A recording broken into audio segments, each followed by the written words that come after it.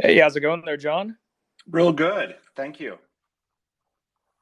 Cool. Well, hey, thanks for jumping on here, and thanks everyone for joining the session today. We'll get started in a couple seconds here. We'll wait for some more folks to jump in the Twitter Spaces, and we'll get rolling here. We're going to be talking to MetaJuice today on all things IMVU, talking about the world's largest social metaverse. So I hope you guys are excited to learn some things about what's been going on in the space. So we'll give it a couple seconds here. All right. Let's go ahead and kick this off. So, hi everyone. My name is Chad Oda. I'm a senior partner success manager over here at Immutable, and we're back again with another IMX space. And we want to introduce you to one of our partners building on ImmutableX, leading scaling solution for NFTs. Today we have MetaJuice, a company ranked number 5 project across all collectibles on DApp Radar. So John Burris, co-founder and president of MetaJuice, is here with us today. So thank you so much for joining. Maybe we can kick this off, if you don't mind, kind of giving a brief introduction about yourself and your role. For sure. And thank you, Chad. Yeah, as Chad mentioned, I'm the kind of co-founder and president of MetaJuice, which is crypto enabling the metaverse or unlocking the value in the metaverse. And of course, we could talk more about that. My background briefly, I'm a technology and kind of media entrepreneur. I've been in the I'm old enough to have been around when the early browsers came out, and I was at Netscape back in the day. If folks know that early browser, was lucky enough to be at a mobile telco here in the U.S. when the first mobile phones were coming out, and really starting to do data and media activities on those platforms. I've been around sports and technology and media, and now more recently, and kind of coming back to my gaming and now metaverse roots, and of course have been engaged in the crypto space since late 2017. So that's my background. And what's really happening at MetaJuice, just as a little bit of an overview, as I mentioned, is that we really are crypto enabling the metaverse, or bringing Web 2 metaverses into the Web 3 space. And we can dive into what that means and kind of, what's happening in the early success metrics that we're super proud of. Absolutely. I think we're all super excited. The recent results, really great NFT drops lately. So maybe for those that aren't as familiar with MetaJuice, if you can give kind of a high-level overview of the company and maybe Sure. IMVU. Sure. Yeah. So it's important that we've got a parent company called Together Labs, and Together Labs owns IMVU, really a pioneer in the 3D avatar metaverse space. Right. It's really the leading social metaverse in the world. High-ranked mobile applications, top 5, top 10 globally on iOS and Android, as well as desktop applications. And I'll talk more about this IMVU metaverse, but it's a global, vibrant economy where all the virtual items in IMVU are created by the users, by the community. So with all the digital clothes that your avatar might wear, your avatar itself, the rooms that you spec out, the furniture you purchase, the land that you develop, the buildings you purchase or build yourselves, all created by the community that also are a part of earning within that community. And then, of course, our user base, the community itself, is global, 120 plus countries, 13 languages supported, and very vibrant, and very much a social environment where you're not running around fragging each other. It's much more about finding rooms and sub-communities, societies, if you will, groups that you connect with inside this metaverse. So searching across the environments and the various, from nightclubs to beach environments to watch parties around the World Cup are, in a sense, all happening inside the IMVU platform. Then Together Labs, again, the parent company, started to create MetaJuice. MetaJuice is really the entity that is driving the Web3 projects and activities across the IMVU ecosystem. So our whole thesis is, let's take a really vibrant, dynamic, just about 1 million daily active user environment, and let's crypto enable that. Let's Web3, if you will, this IMVU environment, because we've already got millions of transactions, millions of users, assets that should be on the blockchain. And what MetaJuice has been doing at IMVU is phase 1 of our project was to introduce an asset called Vcoin. Vcoin is like cash for the metaverse. It's an ERC20. It's got real value. We back it like a stable coin. So our users know that it's like real cash, can be taken off the platform, can be converted back into fiat via our partner Uphold. And it's a real key part, we believe, of a metaverse play, because the world needs that kind of that stability and that known value, but yet have true ownership over it. So that was phase one. Phase two was really enabled by our partnership with Immutable, where we enabled NFTs to be deeply integrated into our platform. So millions of digital items are bought every month on our platform. There's over 50 million unique items in the IMVU marketplace created by the community.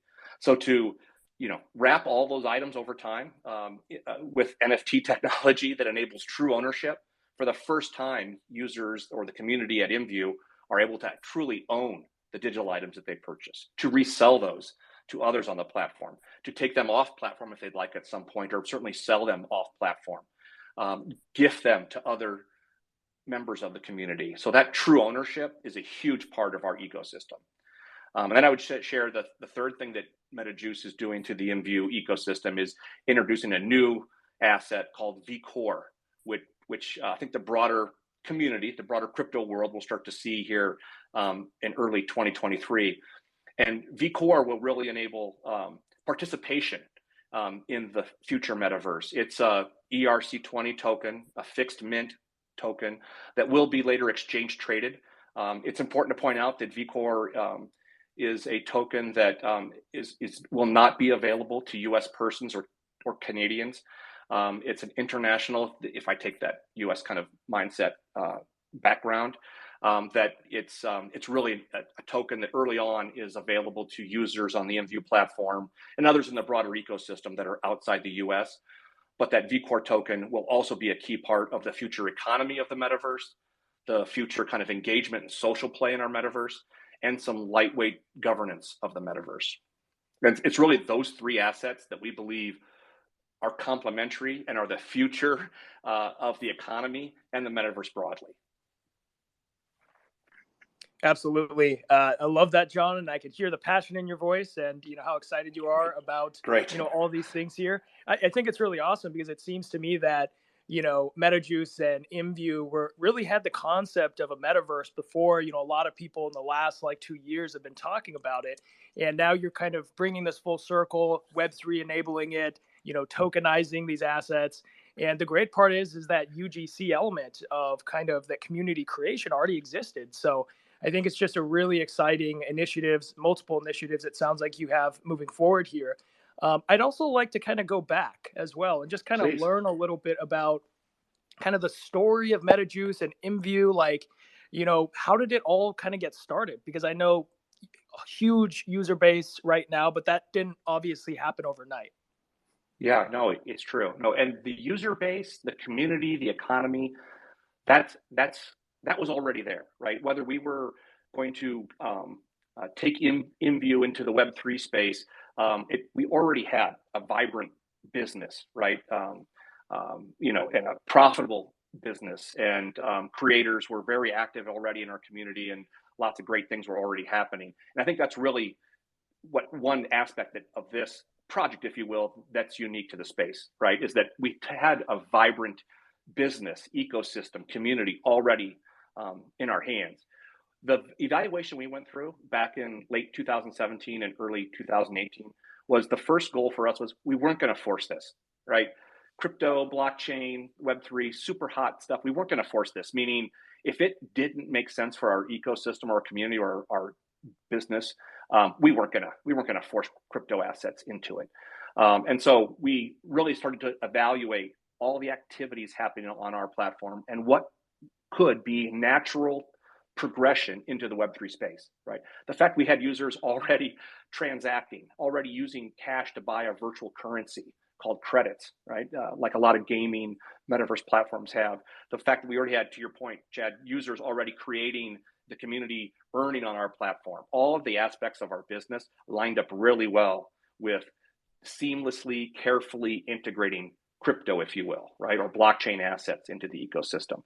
The second part of the key strategy was we were going to do our best, not just best, we were going to be super compliant. So while in certain countries or regions of the world, the regulatory environment's not super clear. We're like, we are going to do our best to be the best citizens, global citizens we can be. And so that actually led to us working with the SEC to earn a crypto-centric no action letter, only the third crypto no action letter from the SEC, that really is the blueprint for Vcoin, for the digital cash asset that we have. And this no action letter, as long as we follow the prescription or the blueprint of the no action letter, will then be deemed not a security in the US, and which is kind of the gold standard. So Vcoin is actually an asset that is compliant just about everywhere in the world. And that allowed us to, kind of ramp up our user base, integrate Vcoin. We have over 1 million active wallets on our platform already. There'll be, I think, millions more next year, and ensure that we had kind of this crypto infrastructure foundation across all of our users, right? Because our goal is really mass adoption, right? In across over time in our entire user base. And of course, we could talk later here about how we are working through interoperating with other metaverses or virtual worlds as well. And then, as I mentioned, kind of that evolution just continued into the NFT play with Immutable, which could not have gone better. It's gone awesome. And into the vCore play here in 2023. Wow, that's fantastic. It sounds like you all are really forerunning, I think a lot of these visions people have of what a metaverse could be, digital asset ownership. I think it's fantastic that, it seems like, just from a regulatory standpoint, you all are setting some precedents, which is really just great and healthy for the space as we see, continued evolution and move through these kind of different cycles in the ecosystem. That being said, I definitely would love to learn a little bit more about, how the player base has evolved over these years. I think for a lot of folks, sitting in this community that might not be as familiar, or there might be some, diehard IMVU fans in here. Like, how have you kind of seen that evolve? Like, what were the different behaviors as that kind of evolved over the years? Yeah. So, and it has evolved, right? I mean, the platform itself, or the IMVU business, has been around for 18 plus years. So it's really is a pioneer in the space, and the user base over those years has grown, evolved, changed. I think what's awesome throughout that time is that it's really worked its way into an environment, a community, an economy that works, right? That quote unquote works. It works for the creators or the users and earners on our platform. It works for the community that comes into the platform and enjoys all the experiences or engagement with other users. That's the first kind of real key. And I think I'll just point out too, I think it's differentiated in the Web3 metaverse space, right? We've got a lot of friends and a lot of respect, and actually working through potentially partnering with some of the other Web3 crypto plays, our friends over at Sandbox or Decentraland or Alice, or all long number of players in that space. And they have really pioneered the Web3 metaverse space and built out early communities, created a lot of value. But they have the hard job of creating a fully complete, vibrant ecosystem with millions of users, millions of earners on the platform, right? Engagement, supporting multiple languages, working through keeping the environment safe and high level, enough that that it's compliant with all the different kind of safety rules around the world. And so that's really been an advantage of our approach, having a business that is working in all these countries, that again is vibrant, and crypto enabling that carefully to kind of pull that off. Absolutely. I think that's incredibly exciting. So kind of shifting gears a little bit, I think to one of the topics I know we're all incredibly excited about, and kind of awed at the success is, can you talk about kind of the recent NFT drops, like how those kind of came together and what results we're seeing? And also, as kind of a third kind of question, what utility is that actually integrating into the community today? Yeah, for sure. So I'll kind of take it back a little bit too. We had, the first thing is a foundation, and again, I've shared this a little bit. Our users are already very comfortable purchasing digital items for their environments in this 3D metaverse. So outfits, clothes. So we didn't have to, educate the community on any of those aspects. What we had to do was introduce this this new type of asset on our platform that is an NFT, right? And I'll start, Chad, with what you kind of ended with there. The goodness of these NFTs, what changes in our ecosystem. The first thing is that we're actually going to be able to control and have true ownership, and that's really the biggest value add here, right? Items that users have purchased on our platform over the years, they can use those in our environment, and so in a sense, they kind of have some ownership. But NFTs enable true ownership, where for the first time, our users are able to resell those items, to gift those items to other users on the platform, to list those items for sale outside of our ecosystem at the Immutable marketplace and other marketplaces over time. We're working to have some of those assets that they've maybe purchased inside the IMVU marketplace be interoperable with other environments that they might take them to. So that true ownership is a huge part of this, and it enables all of those aspects. There's a few other aspects of the digital marketplace that are enabled with NFTs. One is exclusivity. So for the first time, our creators who create these items and really are the inspiration and the work behind these items, they're able to control, will this item be one of one? Will it be one of 10? Will I sell just 1,000 of these? And you'll see over time that control, it's very exciting on our platform. And I can share in a minute with the results that we're seeing out of that kind of aspect. As we go down the road, we will kind of our roadmap, we will enable more functionality and more utility around these NFTs. So it's very possible, likely, that people will be able to use NFTs to control access to various rooms or spaces in the IMVU metaverse. It could be used to as a communication grant for users. So only users with a certain NFT are able to directly communicate with each other on the IMVU platform. We're thinking about access on our platform. So we've got a monthly kind of membership group called our VIP program, and that could be controlled by NFTs that could potentially be resold and owned by the users themselves. There's a lot of cool things kind of down the road, but we saw NFTs as a key part in really enabling the next generation of our economy. Then I think what's interesting now is we've, here in late 2022, we launched phase 1 and phase 2 of our NFT project with Immutable. And I almost consider these early results beta type results, because we're activating, a very small user base inside our platform. But to Chad's kind of sharing, I appreciate you sharing some of our market results. It's gone awesome, right? That just about everything we're putting into the marketplace, these drops that we're doing of at times 500 items, at times 3,000 items, they're all selling out, right? They're selling out quickly into our user base. Users are buying more than one. These are real usable items inside our marketplace. It might be outfits, hair, pants, shirt, unique items that only a few users might own. And they're going really well into the DApp Radar rankings. We're just popping right up there. And this is, in my opinion, just beta. We're just launching things. In Q1 of next year, we'll be enabling all of our creators to upload NFT items into the IMVU marketplace. And we'll really kind of unleash all their creativity in all those items. And so I think the volume of NFT activity on our platform, purchasing, reselling, gifting items, that's only going to dramatically increase into the new year. So super excited about that. Yeah, no, that's awesome. But also kind of would love to kind of learn about, your experience at IMVU and MetaJuice. I know that, throughout the industry right now, there's Web3 players that are trying to attract and trying to onboard Web2 audiences. There's established Web2 brands that are trying to kind of make the foray into Web3.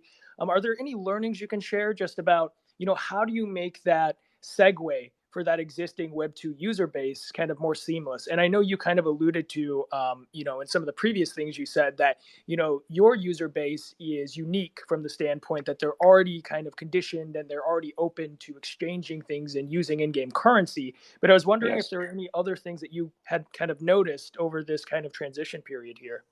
For sure. And I think it's really important. I mean, for us, I'll take us back in earlier this year, we engaged with our user base get feedback, right, as we were working on our NFT plans, and kind of really understand where they were mentally or the ideas around this. And I'll share kind of an interesting kind of outcome of that. When we shared the benefits of NFTs in our ecosystem, without using the word NFT, almost universally, we'd get positive feedback. I would love to own my items. I would love to be able to gift those. I would love to be able to resell these. It'd be really cool as a creator if I could build an item and only sell 10 of them and make them exclusive. Those things were all really good. What became more of a trickier question for our users was, what's your take on NFTs? Some of them were positive on it. Some thought it might change the community. Some were just negative given the space. Maybe they had bought one at OpenSea and, I don't know, maybe the value didn't increase. I don't know. But the word NFT for some of our user base was a little more toxic, depending on, where they were and kind of their understanding of the Web3 space. And so that was super important. So we knew or believed that we had the overall benefits that were going to really be a positive for our ecosystem, but the way we introduced it had to be carefully done, right? And so whether it's the way the NFTs were kind of named in the ecosystem, or the way we started to kind of seed the environment or soften our user base by educating them early on about these new items that were coming out, I think the way we've kind of started slow, as I call it, kind of a beta launch with these products to kind of get everybody warmed up to them, and the early successes will certainly motivate creators. But I think the way you message it, the way you educate our users, the way we engage with the creators has to all be, kind of done in a way that is not, I'll say it this way, kind of crypto scary, right? It has to be done with simple language, with putting the benefits forward, and not, having to force your users to become, crypto experts. I'd say one more key part for this strategy was, because we had done some really cool kind of off-platform NFT offerings, sold a couple hundred items with some third-party brands and partners that went really well early in the year, but they weren't deeply integrated into our marketplace. So we took the time, probably an extra 6 months of development, and did some really cool stuff on our platform with Immutable to plug in these NFTs into the marketplace in a very seamless way. So again, to make it super easy for our community to engage with them, because the way they buy an NFT on our platform is almost exactly the same way that they purchase any other item on our platform. They use Vcoin instead of IMVU credits, but other than that, the way they look at the items, see how they'll look on their avatar, and then purchase those items, seamless to them or familiar to the community, and that's really a key part. And Chad, you mentioned a little bit about Web 2 and Web 3 communities. Our number one goal was, we have to initially serve our existing community. That is the core, right? That will be 90% of our community for a long time, because it's so large. So we had to make sure we serve them well, and we are excited because what's starting to happen now, and our folks that work more in the Web3 space, the crypto kind of community, are starting to get inquiries into, how do I get involved in the IMVU NFT kind of play and project? How can I purchase at your next drop? And of course, it's all about coming into the environment, right? Coming into IMVU. So we do hope and plan to introduce IMVU, these digital assets, Vcoin, Vcore, to the broader, I'll call it kind of, crypto-centric space, right? And users that, of course, I think have really enjoyed time at other environments in the Web3 space, and introduce them to IMVU and to the MetaJuice assets. That's really kind of the next phase of user growth around this project. Definitely. And I think maybe that's a great segue, kind of chatting about the next phase of user growth. From what I've heard, it sounds like you all have a lot planned in store for next year. So could you maybe share a couple of things that we'll maybe see in Q1 or Q2 of next year that you're excited about? Yeah, for sure. I think, given we're talking quite a bit about the successes around the NFT offering, and I mentioned this briefly, one of the big things that'll happen in Q1 is enabling the IMVU creator base users to upload their items into the IMVU marketplace, but create them as NFTs. So as you might imagine, we have probably 6,000 to 7,000 new digital items are entered into our marketplace. They go through a vetting process and are loaded into the marketplace carefully. But a creator uploading items early next year, we'll be able to click off a few more boxes and actually make that item an NFT, right? Mint that on the immutable blockchain and be able to control how many items of that item will be created over time. Obviously, they price these items, place them in the marketplace. That is a huge play. We have over 200,000 active creators and earners on our platform from around the world, and it's going to be a huge kind of play, right? To over time enable all 200,000 plus of those users of that part of the community to actually be in this Web3 space, actually creating, minting, uploading, selling NFTs. They won't need to really know much of anything about blockchain technology to make that happen. It'll, again, just like everything else we're trying to do, it'll be very familiar to them uploading their products. That is a huge thing that is happening in Q1, because obviously engaging with that community, educating them, helping them through the process, and making it kind of really kicking off that side of this opportunity will be huge. Another thing that's happening, and again, I think every time I mention vCore, I'll say it's really not an asset for U.S. or Canadian users, is vCore will be internationally listed, not only with a launch pad partner, but then on one or more top tier international crypto exchanges, and that will make vCore available to our broader international, non-US, non-Canadian user base. So we're also building out the core functionality and utility inside the IMVU platform prior to the launch of vCore, so that the day that vCore is available to the international public, there's actually built out use cases inside the product and the platform itself. So that's also a lot of cool work that's happening. So those two tracks really are the big new things that will be happening early in 2023. That's incredible. Super excited to hear both of those points, because once you have those things kind of live, it really starts to kind of spin that flywheel, right? It allows these creators to create assets and then mint them into NFTs. And I think that's just an incredible opportunity for folks moving from Web 2 to Web 3, and also kind of Web 3 folks that are interested and want to check out IMVU. As we begin to kind of wind down the conversation here, I was kind of curious, so for folks that haven't been through as many technology cycles, I know you had mentioned at the start of this conversation when you were talking about your background that, you had experience, kind of watching the telecommunication kind of technology cycle emerge. And I was kind of curious, like, as you've seen all of these different emerging technology cycles over the last several years, for folks that are just kind of seeing Web3 and maybe they're a bit younger, are you seeing kind of a similar cycle to how people adopt emerging technologies? Yeah. For sure. And it's a great question. For sure. And it's a great kind of ability to step back. And I'm an old man, so I've seen a lot, and anybody has that has been around the space. But this really does mirror. But I'll share a few unique parts about I'll call it the Web3 space versus, say, even the early internet space. The first unique thing about this blockchain Web3 space is that I have never seen a space kind of blow up, if you will, in a positive way so quickly. Right? I've never seen a space go global so quickly. I've never seen kind of the interoperability or a community, I'll call Web3, this broader community, work together so quickly and so well. Even in the Web3 metaverse space, we consider all the other metaverses or virtual worlds friends of ours, partners. How can we work together? How can we build this out? I've never seen a space create value so quickly for not only the entities behind these various plays, but also the community and the users themselves, those that are engaged. So that's a really neat and positive part of this ecosystem. It's unbelievable. So people, young or old, I think this is a really special space, has been the last 5 years.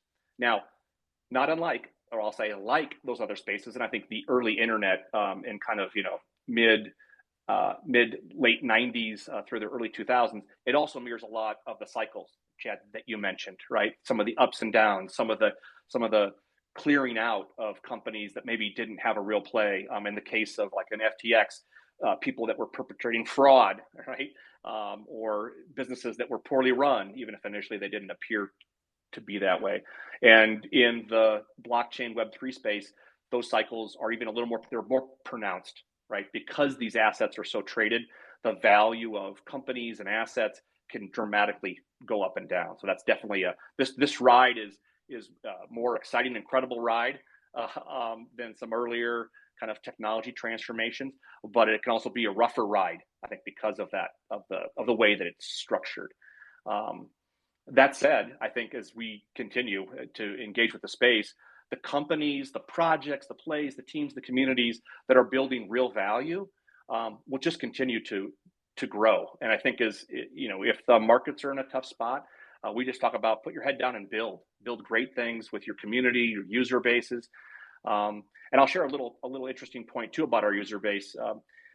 As things have happened in 2022, as the Luna Terra kind of issue happened, more recently as the FTX kind of issue, maybe that's too small of a word, kind of happened, that really doesn't affect our user base, right? Our user base is not a crypto first user base, or they didn't come in to speculate on assets. These NFT kind of early drops that are selling out quickly and then being resold in the IMVU marketplace really insulated right now from any of that activity, because users are engaging with it for the true value aspects of the things that they're buying and using. So I'm sure over time, as we bring more Web3 users into our environment, that could shift slightly. But right now, this user base is coming to the IMVU metaverse for a value well beyond just the crypto speculation, if you will. So it's really interesting, not only the space, but how these different communities will respond when the space hits a rough patch. Absolutely. I couldn't agree with more of the things you said. I think we're incredibly excited to kind of see where the future lies here. And also it's reassuring to kind of hear from you, and your experience being in the technology sector all these years. And, there are some similarities, but at the same time, I could hear the excitement in your voice of just like how, fast things have developed and communities have risen and how much value has been created in such a short time. So I think we couldn't end on a better note here, John, but I will give you the floor real quick. If there's anything you'd like to share about IMVU or things you have in store or where people can find you, I will give you the mic. Yeah, no, for sure. So, there's lots of places to find us. First of all, I would encourage everybody to check out the IMVU set of applications. We're in all the mobile stores and actually a highly ranked top 10 global app in the Apple stores and the Google Play stores. We have desktop applications. You can follow MetaJuice and even some of our plays inside our Discord channels. Of course, you can follow us here on Twitter as well and reach out, where we have plenty of links to various ways, depending on the level of engagement that somebody who's interested in this space may want to kind of plug into.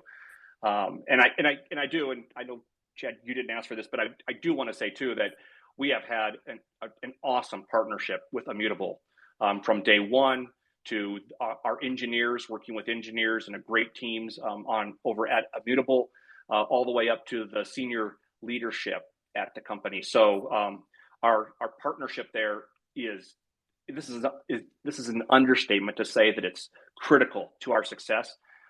It is. There's no doubt about that. And so to have a partnership that has worked out so well, and teams to work that work together so well, is a real positive thing. So I want to thank you and other team members for that too, Chad.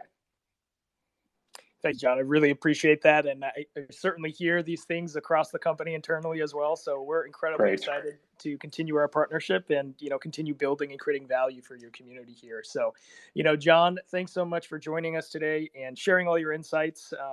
Incredibly interesting stuff here. And on that note, for everyone in the audience, please make sure to follow our partner here, MetaJuice, and you can also follow ImmutableX on Twitter and join our Discord by clicking on our ImmutableX profile. So on that note, thank you so much, everyone, for joining, and looking forward to the next one here. Great. Thanks, everyone. Take care.